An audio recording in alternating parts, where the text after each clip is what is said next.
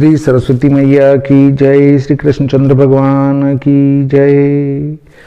देखिए, इस वीडियो में हम चर्चा करेंगे कि सोच जाते समय बोलें क्यों नहीं, और दूसरी चर्चा करेंगे हम कि हम किस प्रकार पशुता की ओर जा रहे हैं।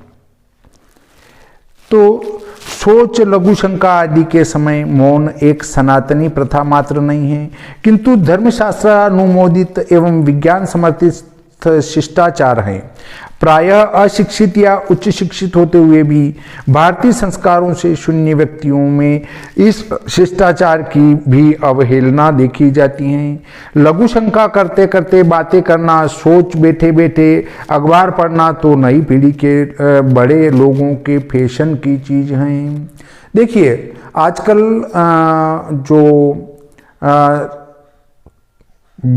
वो कुर्सी की तरह बैठने वाली जो शीट आती है लेटरिन की, तो उसमें उसके ऊपर कुर्सी की तरह बैठ जाना, और जो एक कार्य चल ही रहा है और दूसरा कार्य इधर अखबार पढ़ने का वो भी चालू कर देते हैं। हम इसको विद्या कहते हैं, पढ़ने को विद्या कहते हैं। तो आप सरस्वती माता को भी वहां ध्यान कर रहे हैं और दूसरा काम आपका वो भी चल रहा है, तो कहां आपका उद्धार होगा। आप तो पशुता की ओर जा रहे हैं कि पशु एक तरफ से खाते भी जाते हैं और दूसरी तरफ से दूसरा काम भी चलता रहता है उनका। उसी प्रकार आप शौचालय में जाकर अखबार पढ़ रहे हैं। भाई, इतना तो टाइम आपके पास होगा कि आप अखबार पढ़ सके, और टाइम नहीं है तो अखबार मत पढ़ो। परंतु शौचालय में अखबार पढ़ना गलत है, क्योंकि सोच जाते समय हमारा संपूर्ण ध्यान सोच की ओर होगा तो हमारा पाखाना साफ होगा। यदि एक ध्यान तो इधर जा रहा है और एक ध्यान उधर जा रहा है तो दोनों कार्य अच्छी तरह से नहीं निवृत्त हो पाएंगे। लेकिन अशिक्षित व्यक्ति भी बैठे बैठे खांसना, थूकना आदि क्रियाएं करते रहते हैं। यह सब आदतें जहाँ शिष्ट जन विगरहित हैं वहाँ स्वास्थ्य पर भी बहुत बुरा प्रभाव डालती हैं। यह स्वाभाविक बात है कि जब हमारा शरीर वायु अपान रूप धारण करके मलाशय तथा गुर्दे के शोधन कार्य में लगा हुआ होता है, उस समय उसका प्राण, समान, उदान आदि रूपों में किया जाने वाला व्यापार मंद पड़ जाता है। हमारा कर्तव्य है कि उस समय शांत बैठे रहकर उस वायु को अपना कार्य करने में सहायता दे। देखिए, हमारे अंदर वायु के अलग अलग भेद हैं। तो वो जो वायु हमारा कार्य कर रहा है कि मल को बाहर फेंक रहा है, तो उसको अपनी सुविधा से फेंकने दें। अगर उसमें अवरोध खड़ा करेंगे तो आपको कष्टों का सामना करना पड़ेगा, आपका पेट खराब हो जाएगा। इसके विपरीत उस समय यदि हम किसी अन्य व्यापार में लगेंगे तो परिणाम यह होगा कि वो शोधन कार्य तो मंद पड़ जाएगा और वायु की शक्ति अन्य रूपों में विभक्त हो जाएगी। बोलने, खांसने, हाँफने आदि से मल से दूषित कीटाणु तो अंदर प्रविष्ट होंगे ही, साथ ही मलाशय शोधन के प्राकृतिक काम में अड़चन भी पड़ जाएगी, जो स्वास्थ्य के लिए घातक सिद्ध हो सकती है। देखिए, अगर उस समय हम वो बातें करेंगे सोच जाते समय, तो जो कीटाणु सोच से उड़कर वायुमंडल में घुले हैं वो पुनः हमारे बोलने से शरीर में प्रवेश कर जाएंगे। और दूसरा, वो जो वायु हमारी क्रिया कर रहा था मल को बाहर फेंकने की, वो बोलने के कारण मंद पड़ जाएगी, हमारा ध्यान भटक जाएगा, तो वो भी वायु अपना कार्य व्यवस्थित नहीं करेगी। इसलिए हमें उसको अपनी क्रिया करने देना चाहिए।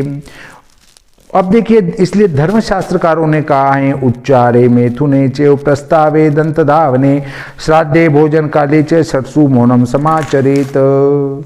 अर्थात मूत्र पुरुषोत्सर्ग काल में, मैथुन में, रक्तादि के प्रस्राव में, दातुन करते समय, श्राद्ध काल में और भोजन के समय मौनावलंबन करना चाहिए।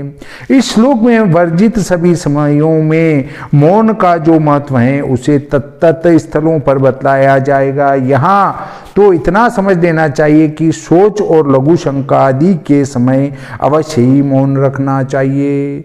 मतलब बहुत सारे लोगों की आदत होती है कि लघु शंका के समय और सोच के समय भी बातें करते रहते हैं, तो ये उनके स्वास्थ्य के लिए बिल्कुल ही प्रतिकूल सिद्ध होगा।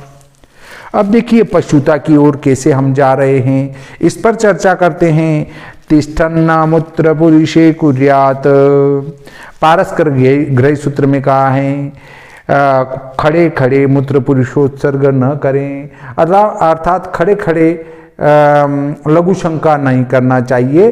परंतु चूंकि आजकल हम पेंट पहन रहे हैं, इसमें बैठ कर लघु शंका का त्याग नहीं कर सकते हैं, इसलिए खड़े खड़े ही करना पड़ता है। परंतु शास्त्र इसके लिए भी हमें मना करता है। देखिए खड़े खड़े लघु शंका के लिए पशुओं को बनाया है, इसलिए वो खड़े खड़े उनके लिए अच्छा है। और मनुष्यों को बैठकर लघु शंका करना चाहिए, मनुष्यों को बैठने के लिए बताया गया है। डार्विन साहिब को पशु से मनुष्य बन जाने की विकासवाद की थ्योरी में अगर कोई सच्चाई हो सकती है तो वह यही कि आज की मनुष्य अपनी आदतों और हरकतों में पशुओं के समान है। इतना ही नहीं, शिक्षा सभ्यता संपन्न आज के 20वीं सदी के मानव को देखकर तो यह भ्रम होने लगता है कि कहीं अब वह विकासवाद अपनी पूर्णता की सीमा पर पहुंचकर पुनः प्रत्यावर्तन के चक्कर में तो नहीं पड़ गया है। मतलब विकासवाद में पहुंचकर अब प्रत्यावर्तन मतलब वापस पशुता की ओर तो नहीं जा रहे हम। और 2 हाथ 2 पांव मन मस्तिष्क बुद्धि वाला मानव कहीं फिर सिंह पूंछ वाला पशु बनने तो नहीं जा रहा है। पशुओं को भी मात करने वाले आज के मानव के मर्यादा शून्य भक्ष्या भक्ष्य के विषय में हम आगे के पृष्ठों में प्रकाश डालेंगे। यहाँ उसकी मलमूत्रोत्सर्ग ही की हास्यास्पद पशु चेष्टाओं का दिग्दर्शन कराना चाहते हैं। आज स्कूलों में प्रविष्ट होते ही मानव विद्यार्थी को पहला पाठ यह पढ़ाया जाता है कि वह गधे घोड़े बैल आदि पशुओं की भांति खड़े खड़े ही पेशाब किया करें। यही कारण है कि आज छोटे छोटे बच्चों में भी इस बुरी आदत का सूत्रपात हो गया और अपने शिक्षित माता पिताओं तथा आचार्यों के इस स्वभाव के अनुकरण में वे कभी पीछे नहीं। ऐसा करते हुए भले ही उनके वस्त्र तथा पांवों पर छींटे पड़े, परंतु इसके विपरीत करके वे अपनी स्कूली शिक्षा का अपमान नहीं कर सकते। यह बुरी आदत शास्त्रीय नियमों की प्रत्यक्ष अवहेलना तो है ही, किंतु सभ्यता के भी नितांत प्रतिकूल है। रास्ते बरास्ते की कोई चिंता न करते हुए या बेशर्मी तेरा आसरा का सहारा लेकर ऐसे मार्गों पर जहां से 2-4 भले आदमी संभ्रांत महिलाएं गुजरती हों, खड़े खड़े पेशाब करने लग जाना न सभ्यता अनुकूल है और न मानवोचित ही हैं। कई महिलाएं जा रही हैं और हम खड़े खड़े पेशाब कर रहे हैं, ये मानवोचित नहीं है। देखिए परंतु आजकल तो स्थितियां और भी गंभीर होती जा रही हैं कि एक छोटा सा पाइप खड़ा कर दिया जाता है और उसके अंदर ही कट लगा है और उसके अंदर बाथरूम करना होता है। अब माता बहनें बाहर घूम रही है और वहाँ जो है बाथरूम चालू हो गया है। एक दूसरा इससे भी बड़ा चढ़ा संप्रदाय है जो सोच जाकर पानी लेने की आवश्यकता ही महसूस नहीं करता, वह तो टूडे स्मृति के द्वित्रिव्य कर गले पश्चात गुदम संशोधयेद बुधः न करेण स्पृशेन्नीरम यदिच्छेक्षुभमात्मनः। शुद्धि विधानानुसार 2-3 कागज के टुकड़ों द्वारा गुदा को पहुंच डालना मात्र ही आवश्यक समझता है। जिस मल शोधन के लिए भारतीय चिकित्सा शास्त्रियों ने गुदा को मिट्टी और पानी द्वारा साफ करने का विधान किया हो, उसको कागज के 2 छोटे छोटे टुकड़े कितना साफ कर पाते होंगे, यह तो वही जाने। यह सब पशुता के लक्षण नहीं तो क्या है। देखिए आजकल तो वो पेपर एक कागज का टुकड़ा लेके और 2 बार पोंछ लेने का भी जो है विधान चल पड़ा है गुदा को, तो वो गलत है। हमारे शास्त्रों ने तो मिट्टी से धोने का प्रावधान बताया है कि मिट्टी से धो, पानी से धोने की बजाय भी पानी से धो लो फिर मिट्टी से धो, तब जाकर आप संतुष्ट हो पाओगे।